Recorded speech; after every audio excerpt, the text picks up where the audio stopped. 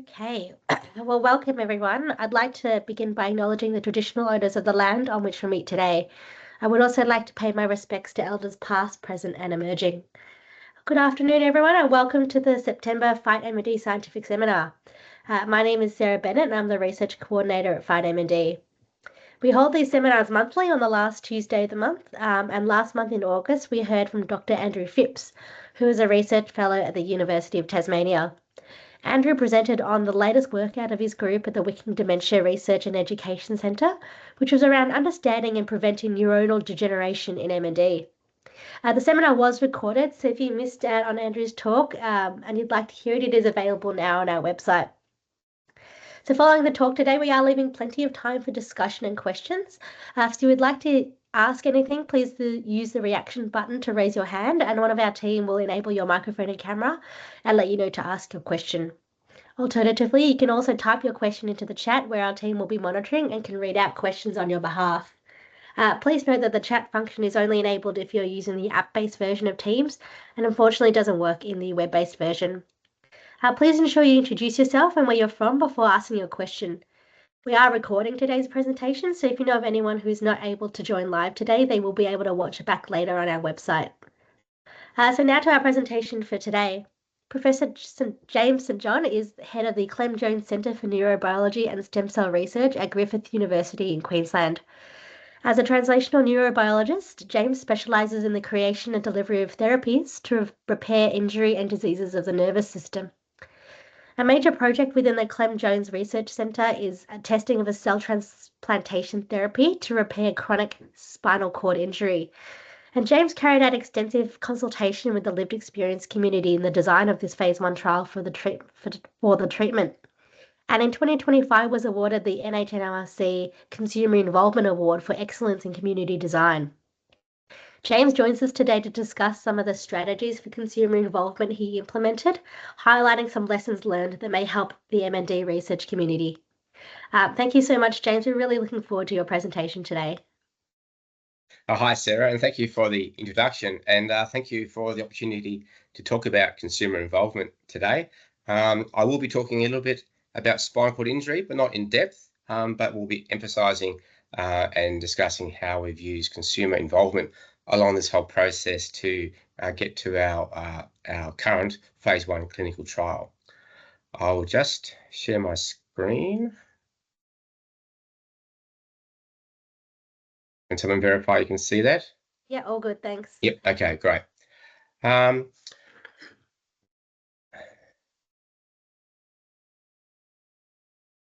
Button to work, there we go. Okay, so in August this year, we launched, started the world's first clinical trial for cell transplantation therapy to repair spinal cord injury. This is a major event for us. It's been 9 years in the making, and it is definitely thanks to the involvement of consumers that we got to this point. This is the team that I lead. We have over 40 people in the Clem Jones Centre, and we're based here in the Gold Coast and also at the Brisbane South Campus. We have a diverse team. We've come from 19 different countries, and every person on our team is different in skills, experience. Some people are research fellows, research assistants, PhD students and master's students, and everyone has a story to tell. And I say that because when we talk to the people with lived experience, they want to know about why each individual researcher is doing their job. And telling the individual stories is very important for us as researchers, but also we get to hear the stories from the people with lived experience. And so we have lab tools, which I'll talk about later on, and it becomes very personal. We want to know about people's stories and build that relationship, which I think is good for everyone. When we launched the clinical trial in August, we've done a lot of groundwork with the community, so they knew this trial was coming, but we did get very good media coverage, including live crosses for the Today Show, 7 News and many other news outlets. I think our audience within Australia was over 5 million people. Plus, in addition, we got worldwide coverage. This shows there's demand for the therapy and interest for this sort of research, and we got a lot of feedback from the community afterwards, thanks to all this media coverage. You don't have to worry about don't have to worry about the details here, but this is what our trial for spinal cord injury looks like. It's a cell transplantation therapy. We take cells from the nose, we purify them, make them into a nerve bridge, which is then transplanted into the patient's own spinal cord.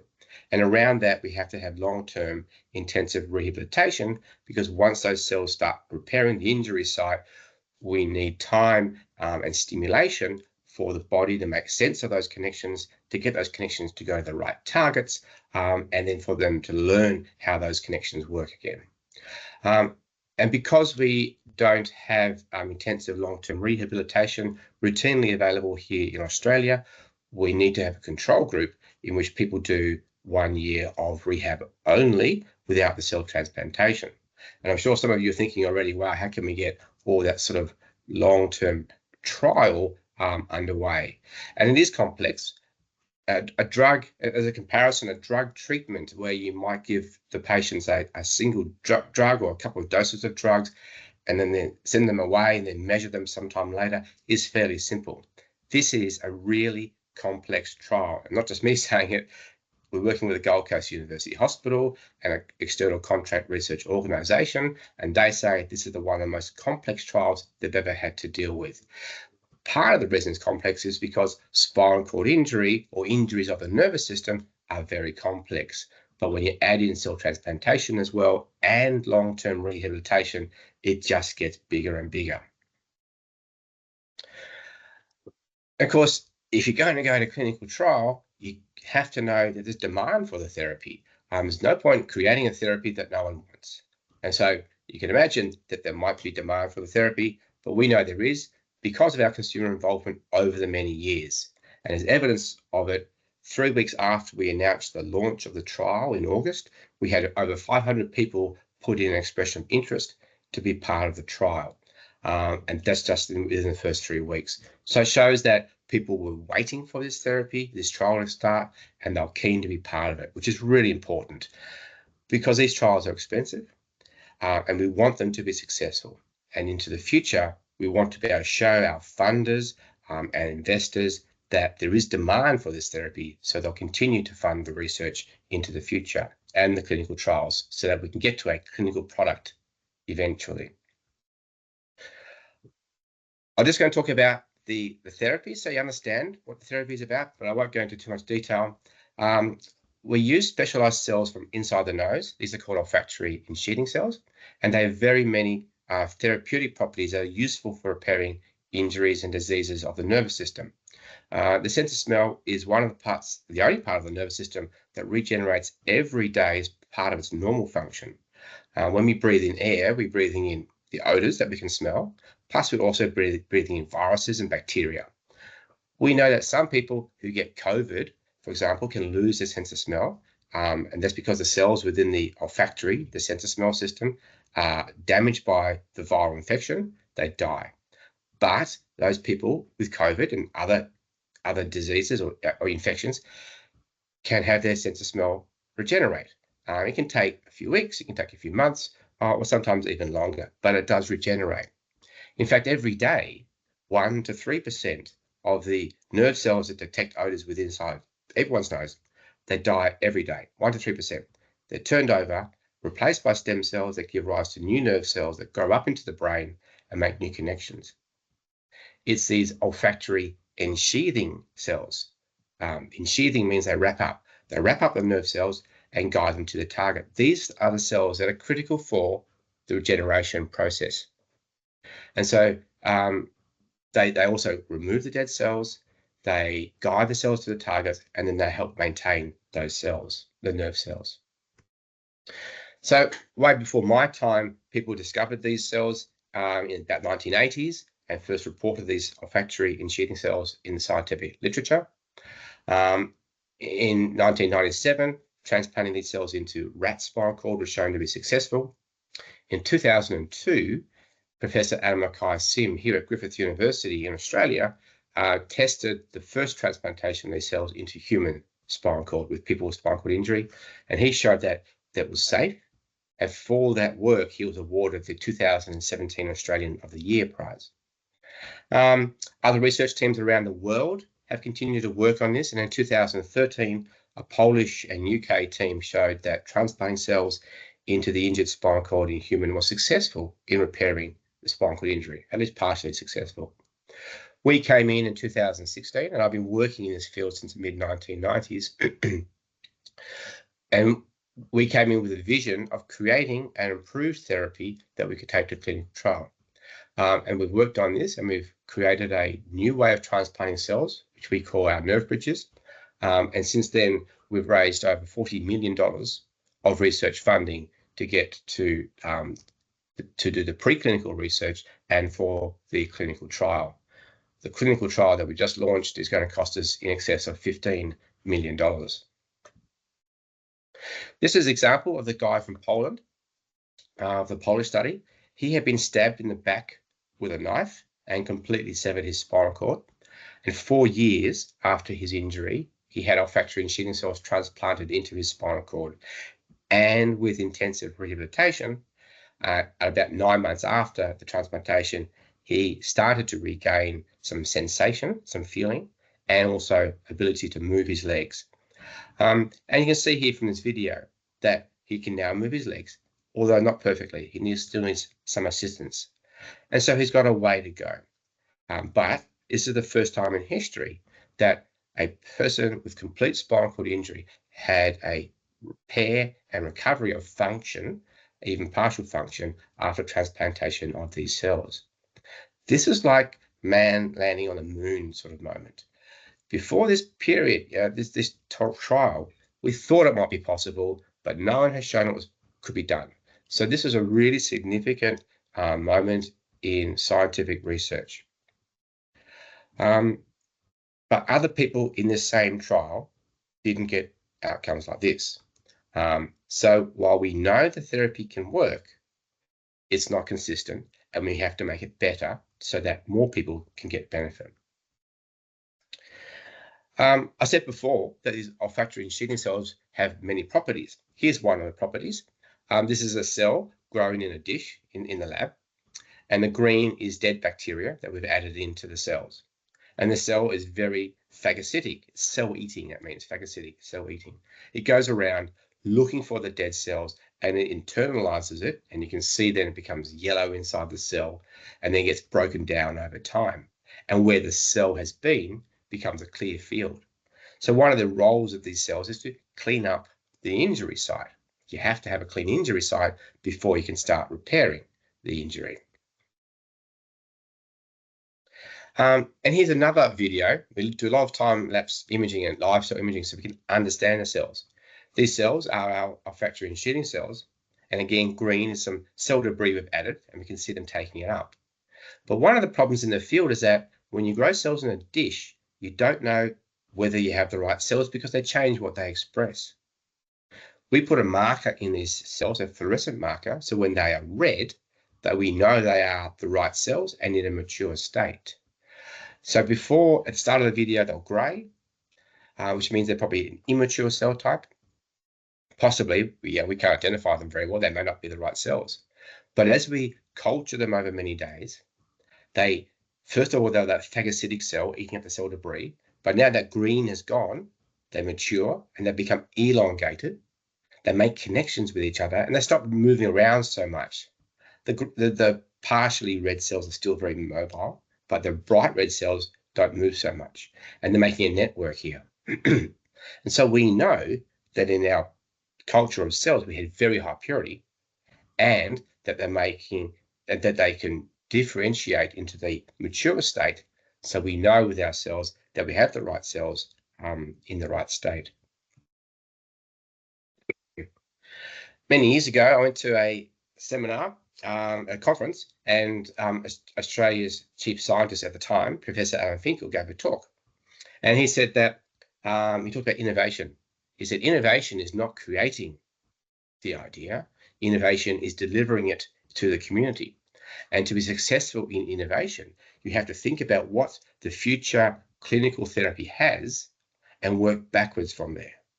You've got to think about how it can be manufactured, who's paying for it, or the clinical trials it has to go through, and the preclinical research.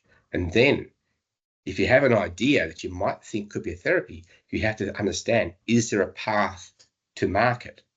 Because if you can't get that product to market, there's little point in pursuing it. If the path isn't clear, you need to make that path available. You need to work out how we can modify our existing production processes or the clinical trials process so that we can deliver it to clinical trial and beyond. And we need to do that in the shortest time possible, because also with innovation is competition. There are other therapies out there also being developed. So if you're going to invest a huge amount of money in biomedical research, we want to make sure that we can deliver a product at the end. So after hearing his talk, I changed the way we did our research, because we were doing, like many other researchers, fantastic discovery research, publishing papers, getting grants, so we could do more discovery research.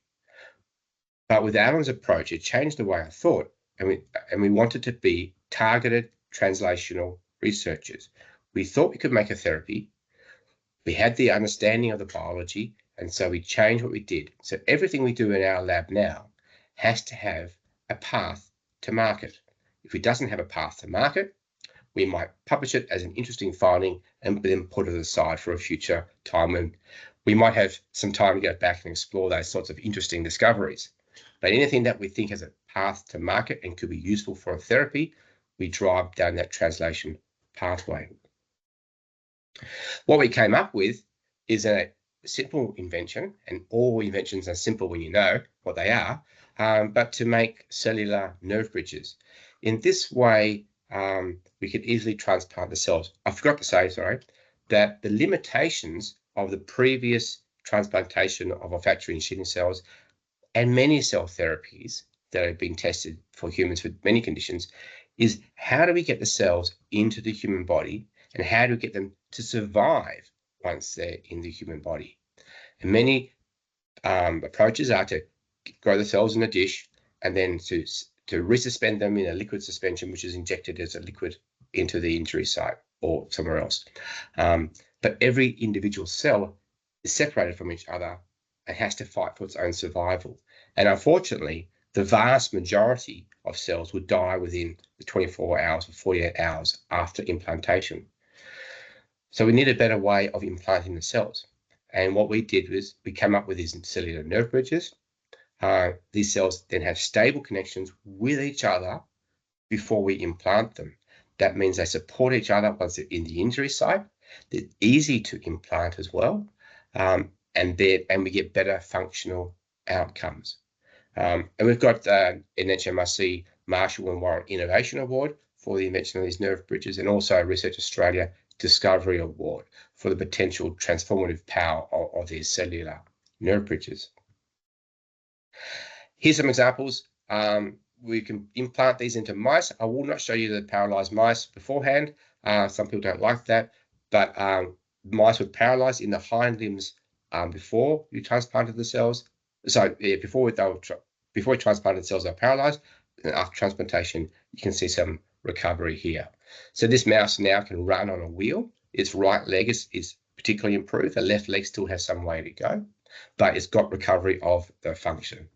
And in the other mouse here, it's a pinch test where it's a pinch to the hind feet. And remember, when you have spinal cord injury, you lose the ability to feel. So this mouse has regained the ability to feel and to move because it can withdraw its foot as well. So we know the therapy can work in animals, but does it work in humans? So we have to test it in a human clinical trial. And just because it works in a mouse doesn't mean it will work in a human, but vice versa. It might work better in a human because it's easier for surgeons to place the nerve bridges into a human spinal cord because it's bigger. But ultimately, thinking about what Alan Finkel said, we have to have a path to market. It has to be a product that people want. So we have to design it with consumers. We set up a consumer panel of people living with spinal cord injury in 2017. We have 7 people from around Australia. When we advertised for this, we had a big network of people in the spinal cord injury community. We advertised for people to put their hand up for this. We had over 100 people want to be part of the panel, but we chose 7 from around Australia, males and females, different times after injury, to hear their voices. We meet with them about once a month, and we pay them to be on the panel.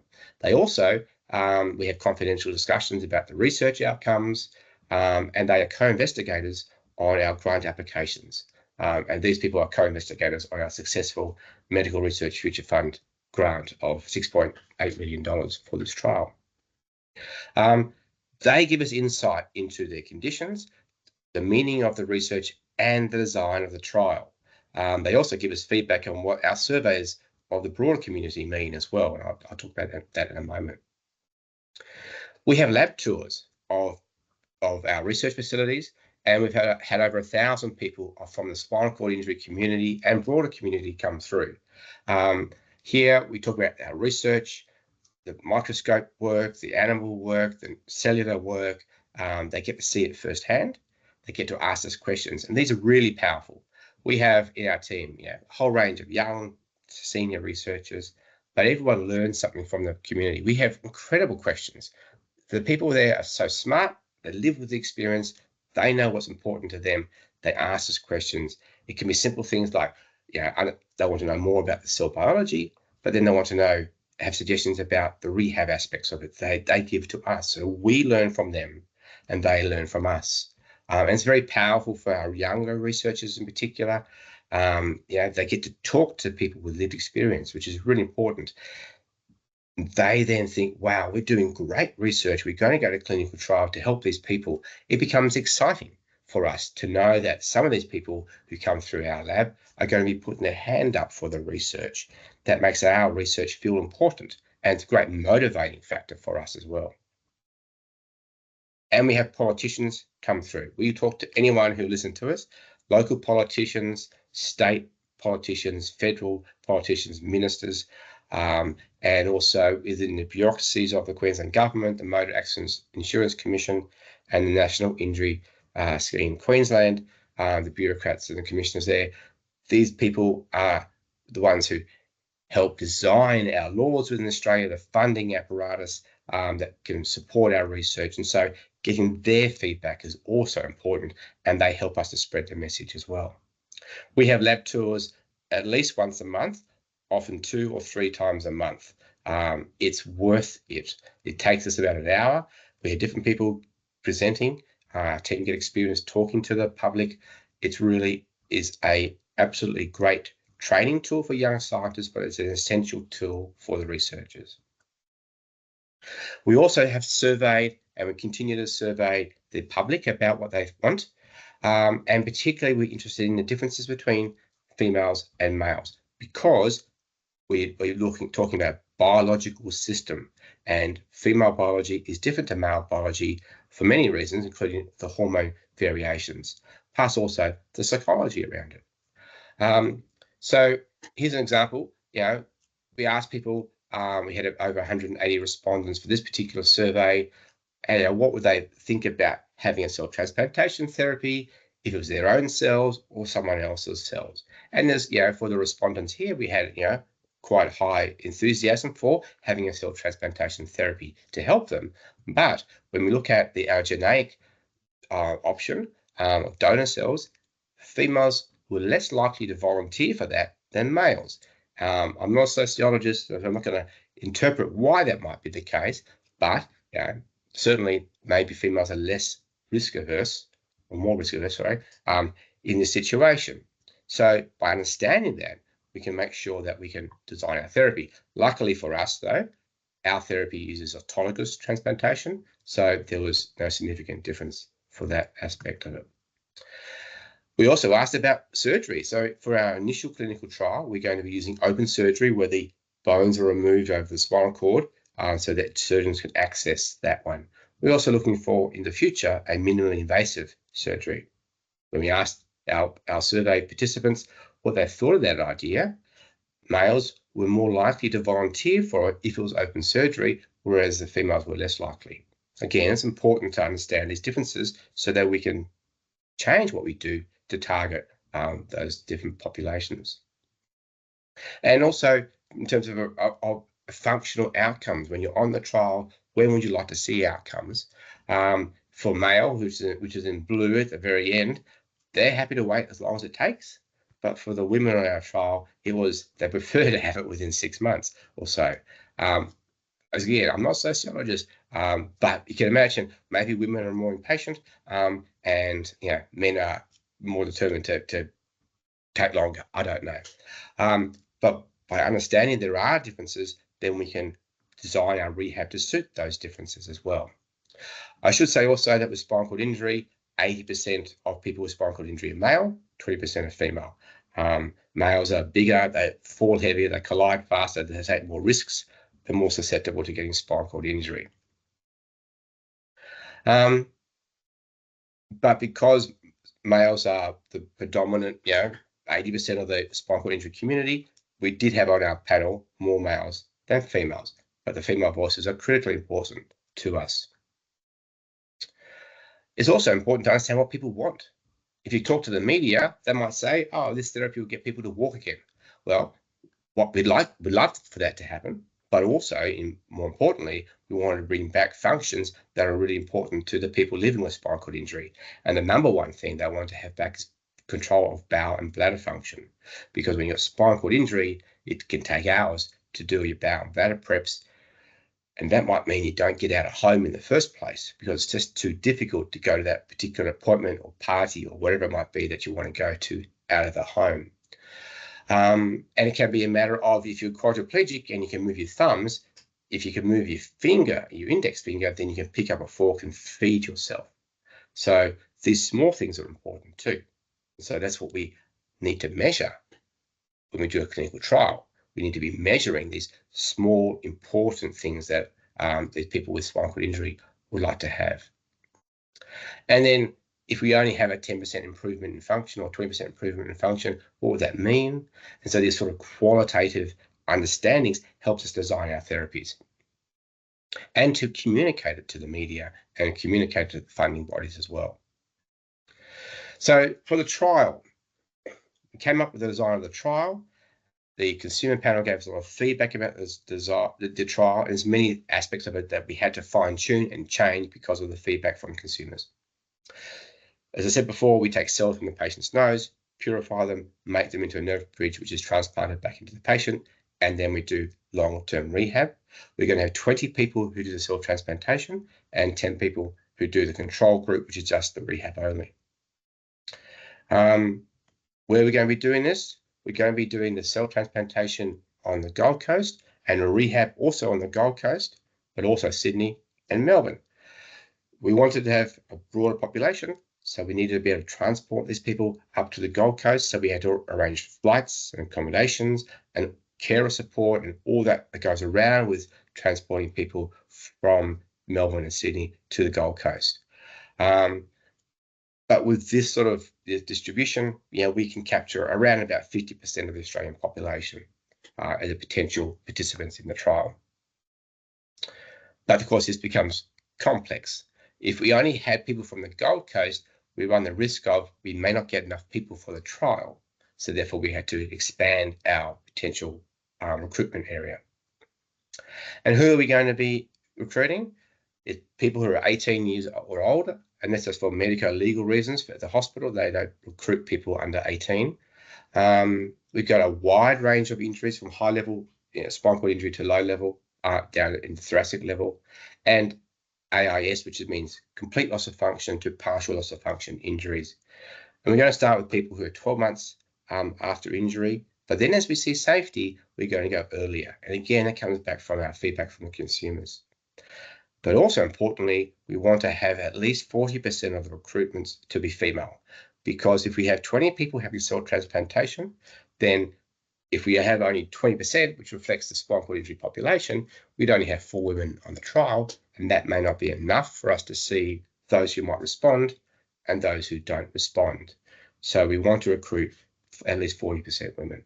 The whole purpose is we want to see safety and feasibility, of course, but also we want to see have diversity so that we can identify what types of injuries respond and don't respond to the therapy, and therefore we can improve it into the future. So again, if we're going to be recruiting 40% females, but they don't account for 20%, and also back looking at our survey data where the women who responded said they might be less likely to volunteer for the trial, how do we recruit women to the trial? Well, there's good evidence out there that people who've advertised for clinical trials and have used a generic sort of human icon, that some women interpret that as being, well, it's probably for males, not going to be for females. So we deliberately made our design of our advertising to have a female icon, a female figure, so that hopefully women will be looking at this and thinking, okay, we can, this is for me, and they might be more likely to put their hands up. And I can say that of the 500 people who have applied, we've had 25% have been women, so which is higher than the 20% of the general population. So we've had a bit of a bump in that positive direction. We also created an animation, which I'll show you here if it starts. We did this with the film school. And this is really, I'll let it go, but it's got 2D animation and then a 3D animation.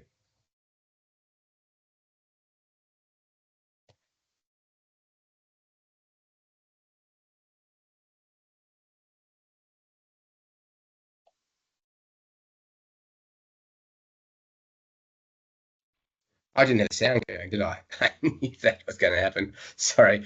I'll just say that we designed this therapy with the film school here at Griffith University, and then we had the consumer panel, 2 people from the consumer panel help design these characters, and we had to make sure that the characters were what they would like to have. It goes for quite some time. I'll just jump to the 3D bit. Griffith University nerve bridges form nerve bridges using our award-winning technology. Neurosurgeons then transplant these nerve bridges into the spinal cord injury site using open surgery. The nerve bridges are held in glue. Over the next few days, the olfactory cells migrate out from the nerve bridge into the surrounding spinal cord, where they help repair the injury using multiple mechanisms. The cells clean up the injury site by removing dead cells. The cells then secrete molecules that stimulate the nerve cells already present to regenerate. After this, the cells then extend and migrate to form a permissive surface over which nerve cells can grow. The olfactory cells can then do their main is to ensheathe or wrap and protect the nerve cells. Just like when we learn to walk, repairing the adult spinal cord will take time for new connections to be made and reinforced. So once regeneration is underway, thanks to the nerve bridge transplantation, long-term rehabilitation in a supportive environment is needed. This therapy is now being tested in a clinic in Queensland, Australia. So this animation we use for communication with the general public, so they understand what it's about. And again, we had the figures here were feminized, so that we can hopefully make it attractive to women to apply for the therapy, this trial. But Brad here, who I've circled in yellow, he was one of the people who helped us design and work with the animation team. I should say, doing a 3D animation is not easy, or any sort of animation. We got quotes from commercial providers. It's difficult to find people who've got the time to do it. It might be different now with the advent of 3D or AI animation capacity, but to get an animation like that, which is about 1.5 minutes, would cost about $20,000 up to $60,000, depending on if you can get access to them. A lot of places said they didn't have capacity to do it. Their waiting lists were like 12 months or more. So we went through our internal film school here at Griffith University, and Brad worked with them, and we got it much, much cheaper than that. But so Brad was involved in the design of the characters and got a feedback on how to improve it. And when he saw the final product, he became very emotional. And he said that it's the first time that he's seen a research group understand what it's like to have spinal cord injury and what it's like to have that hope of a therapy. And that blew me away, because he was involved in the whole design of the animation. He knew what was coming, but still, when he saw the final product, he said, this is exactly what we need. And so that just told us we're on the right path of involving the consumers and making sure that what we produce is what the consumers appreciate, and the design is what they expect to see. But as I said before, we need more than just the cells. Once the cells start to make the repair of the injured site, we need rehab around that one. And rehab is a critical component. When you have spinal cord injury in Australia, you can hope for maybe a few hours of rehab, and once you get discharged from hospital, you have to pay for it yourself, either through your insurance or NDIS package. And a lot of people can't afford much. So we want people to do 3 hours of rehab a day, 5 days a week for this entire year. The only time off is when they have surgery, plus holidays that we allow them to have, of course. So we needed to test whether the rehab was suitable. We went out and consulted with experts in the field who do rehab, and some experts said, it's too dangerous, you're doing too much rehab. It's going to take too much time, it's going to be too expensive, no one's going to pay for it. The participants won't comply, they'll drop out, and want to just use historical data. We went to our consumers, and they said, well, we trust the rehab staff. Yeah, they're not going to give us injuries. They know what they're doing. We want more rehab. We're stuck at home anyway. We think it can help, and we need real data to show that the cell transplantation therapy actually works compared to just the rehab. So based upon that, we decided to do 2 clinical trials to test the feasibility, acceptability, and safety. This cost us almost $1 million, but we needed to do that. Helps de-risk the full trial. And we did it with our providers, with the spinal cord injury community, and we got fantastic results. So I'll go back. These results we used for our grant applications for the trial. We de-risked the trial. We showed that people really liked the rehab. They complied with the program. We have very few adverse events. In fact, fewer adverse events than other rehab trials, and that the people loved it. In one particular trial where people had very little experience in doing rehab, at the end of it, they said, wow, we love this so much. We want more of it. So it shows us that the rehab that we proposed was what consumers wanted, and they were prepared to do it. So that gives us great confidence going forward to the clinical trial. Another thing we've done is to de-risk the surgeries through 3D printing of replicas of the spinal cord, the injured spinal cord. And what you can see here is actual person's replica. So we took MRI scans, magnetic resonance imaging scans.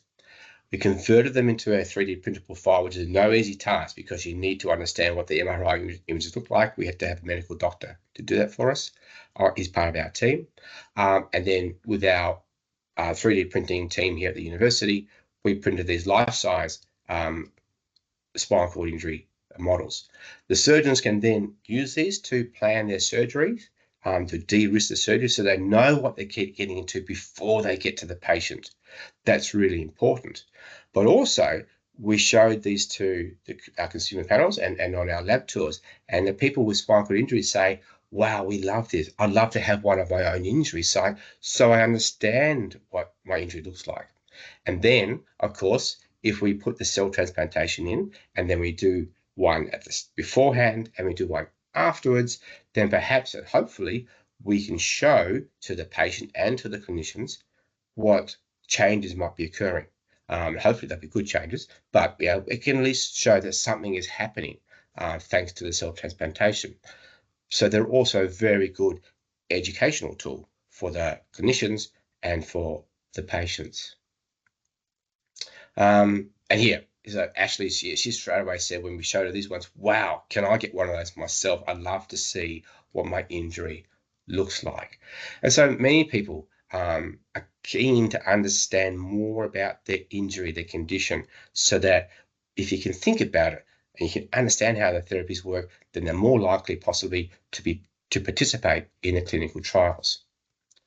And of course, ultimately, we have to raise huge amounts of money. Clinical trials are very expensive. We went with the approach of we want to make this successful so that we can get to a phase 2 trial, a phase 3 trial, and ultimately get this to a clinical product. And for that, we need to have our clinical trial to the highest possible standards. And for that, we need to have external contract research organisation running the trial. We need to have all the proper oversight to ensure that we meet the international expectations for a clinical trial. Because for the bigger trials, phase 2 and phase 3, we're going to need the multinational investors to come in, and they want the highest possible standards for these clinical trials. So we've done a lot of awareness, a lot of fundraising through the Pericross Spinal Research Foundation and other partners. For example, we had big events where we tell people about what we're doing, and we've got very generous donors who have helped fund these clinical trials. As I said before at the start, since I started the Clem Jones Centre, we've brought in over $40 million of research funding. 12 million of that has come from philanthropy. So it's a huge support from the community over the many years, but that means that there's buy-in from the community. And with buy-in from the community, when we went to our Medical Research Future Fund for the stem cell mission, we said, we've raised half the money, almost half the money for the clinical trial. Can you match it? And they said yes. So with that buy-in from the community and also from the Queensland government, we got the matching fund from the Medical Research Future Fund that allows us to do the highest possible standard trial, which gives us the best chance of success. The other thing is the clinical trial team is huge. I've almost finished, so I'll get the questions in a minute. Running a clinical trial is no easy task. I was naive and thinking, we could have a clinical trial and we could just go ahead and get it done quickly, get the approvals in place. From the time we said we're going to go for a clinical trial, when we got the funding, it took us 1 year to get all the approvals in place. Every person has to provide input into the protocol, into the management, into the contracts, and that means modifications to the protocol and everything else. And so it's a huge task. You cannot underestimate it, and you can't underfund it either, because without funding to get the experts in, you won't get the best possible design. And then when you think about doing a clinical trial, your whole job changes. My whole job has changed from being a researcher to managing people, managing all the partners, the hospital, the external contract research organisation, the providers, understanding the legal aspects of it. My learning curve has gone up enormously because I have to understand all the risks associated with it, all the contract language, everything like that. So it's a huge amount of work, and getting people in who are experts makes my job easier, but still I have to understand what they are doing. And then the administration process, as I said before, it's a long process. It's no easy task to go to clinical trial. And of course, thanks to all the supporters, particularly the Motor Accident Insurance Commission of Queensland, who've put in over $16 million for the research, plus all our other supporters there. It's fantastic to have the support, and hopefully we will be successful into the future. And I'll leave it there. Thank you very much, and happy to take some.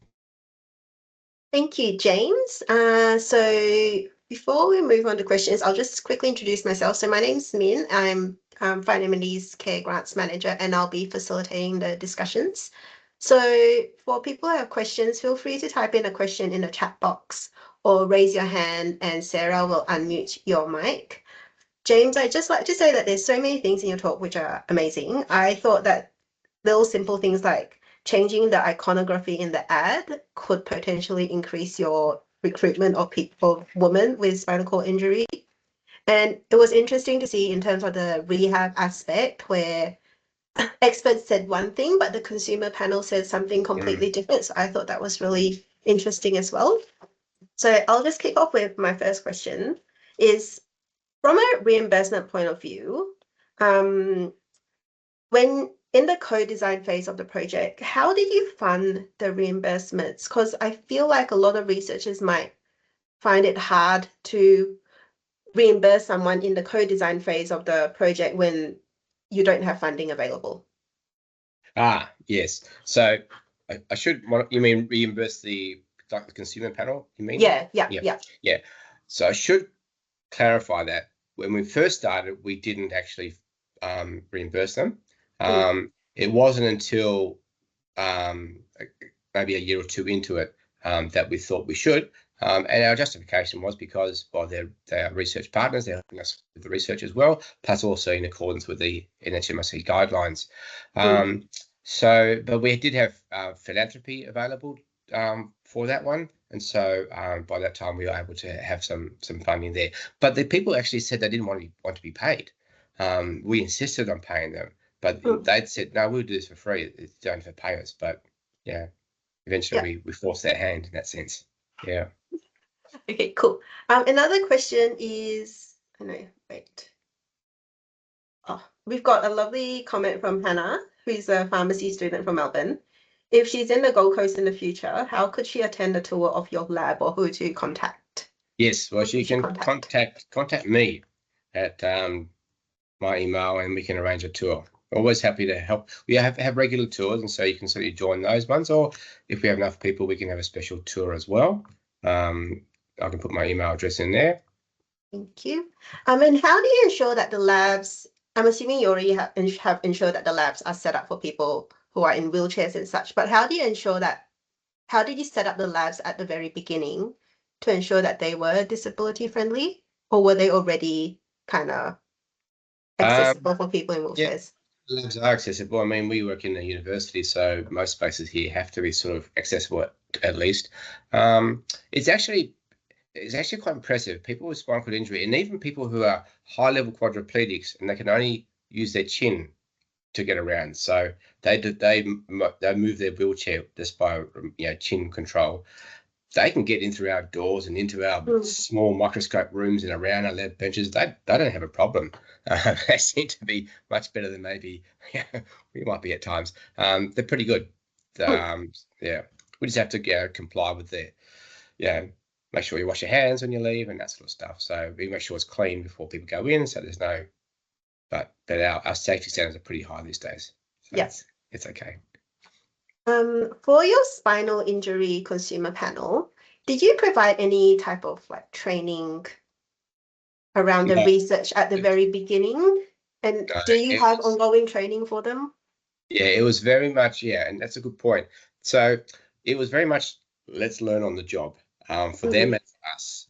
Because at the time there weren't many consumer panels around. And I do know that there are some models or suggestions for training and give people a better understanding of research processes and things like that. And that certainly could be very useful for some types of research. It just doesn't suit our sort of dynamic conversations that we have. It's very much about conversations. I'll give an example. Once there was a question that we had, which was a very simple question. I thought that they'll probably would answer in 1 minute, and we move on to the rest of our sort of discussion items. I can't even remember what the question was, but it was something like, what would you think about being on a control group? And an hour later, the panel members were still discussing it and arguing with each other about it, which just shows the diversity of opinions. And that's what we like. We like that sort of free discussion. So we don't structure our one. I do know that some people like to have more structure to it, more training involved in it, but that's not our intention for our particular consumer panel. Yeah. Got a couple of questions in the chat. So one question, I'm not sure you're able to answer this, is Mike asks, do you see a connection with motor neuron disease and the repair of motor neurons using a similar technique, I guess?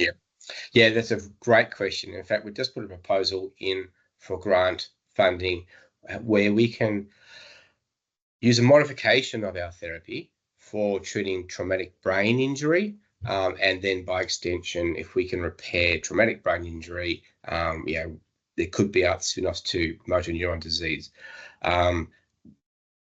We do have a lot of understanding of what goes wrong with the brain, and got some great ideas of how that might be applied to other diseases, such as motor neuron disease. But we're not doing that yet. But certainly, I think that there is hope into the future for sure. And what we're really keen on is working with other research teams who might have a good idea. For example, cell transplantation therapy. They can use our technology to do, to improve their cell transplantation. So we're happy to have discussions with people. Yeah.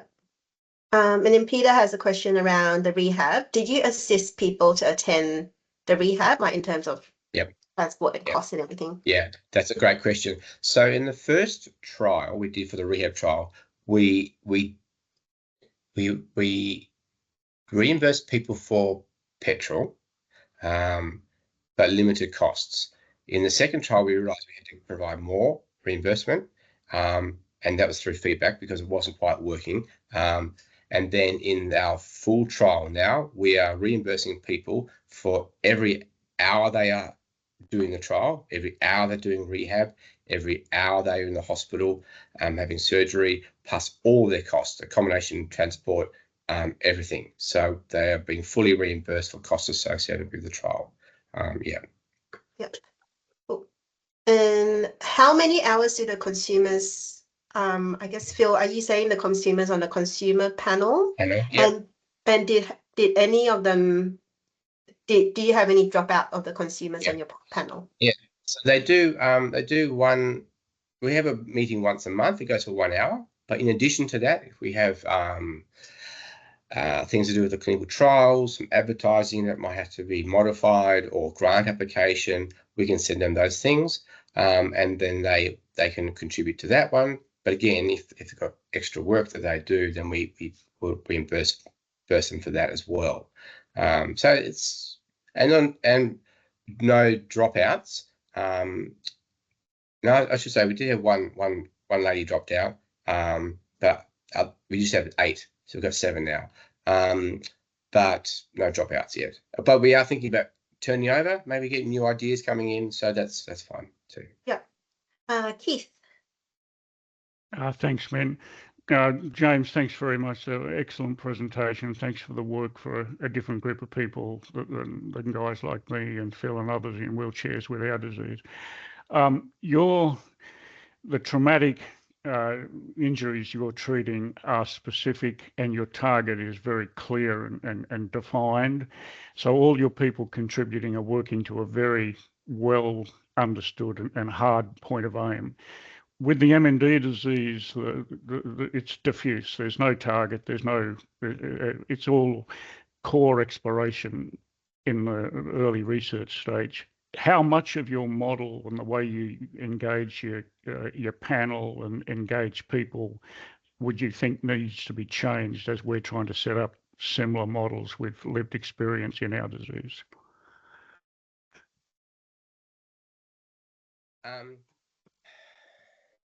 I'll take the first part is that spinal cord injury does sound quite defined and a clear target, but it's very complex. It is as complex as the brain, and every injury is different. So I think that it's still got the same sort of group of people who are interested in the outcomes, still the same consumers. A high-level injury for spinal cord injury is completely different from a low-level injury, for example. They've got different needs. It's just about of understanding what those different needs are. And particularly what we like in our team are people who can see links that other people can't see. So, for example, if you have a diverse population of people with motor neuron disease, different symptoms or whatever, different experiences, then maybe someone in a good research team can think, well, there's a commonality here. And same with our cell approach. How can we apply our cells potentially to the future, or their cell products to help motor neuron disease? There might be someone out there who can do that. So diversity of opinion is important, I think. Diversity of opinion. So I can't know how to answer it other than that. Yeah. Does that sort of answer your question? It does. It tells me we should look very closely at your model. And Min, I don't see Julie Labra on the list. Perhaps you might think of connecting James to Julie as she's trying to set up some of these networks in our world. If James is up to that, because that is a better, more well-defined implementation of the lived experience engagement than I've seen before. So we can take a bucket from this. Yeah, definitely. And I think maybe it might even be for different research, the way researchers engage with different people with lived experience will have to be different. I don't think that there's a set model. The way people think differently, research is different. The way you go about it might have to be different as well. Yeah. But I think I will put James in contact with Julie. So Julie is the project manager of the lived experience, the MND lived experience network. She'll be interested to have a chat to you, I'm sure. Yeah. If there are any other questions? Sarah has just put her screen up, so I think she wants to wrap this up. That's okay. I mean, if there's any other questions, that's fine. Yeah. Well, if anyone does have anything else that they'd like to follow up with James, I'm sure this has really been very thought-provoking, and I think gotten the wheels turning in a lot of people's minds as to how we could take some of these lessons into the MND community. So thank you so much, James. We really appreciate you taking the time to tell us your experiences. Yeah, happy to help. Thank you. Thanks. And we may be hassling you again in the future, James. That's right. Happy to help anytime. Well, thank you so much, everyone, for joining us today for the September FightMND Scientific Seminar. We hope you've enjoyed today's presentation. The next monthly seminar will be on Tuesday, the 28th of October at 12 p.m. Australian Eastern Daylight Time. We will release details in the next couple of weeks, so do keep an eye out in your inbox for this. Until then, please let us know if you would like to follow up anything with James. I'm sure he'd be happy to help. And enjoy the rest of your week. Thanks, everyone.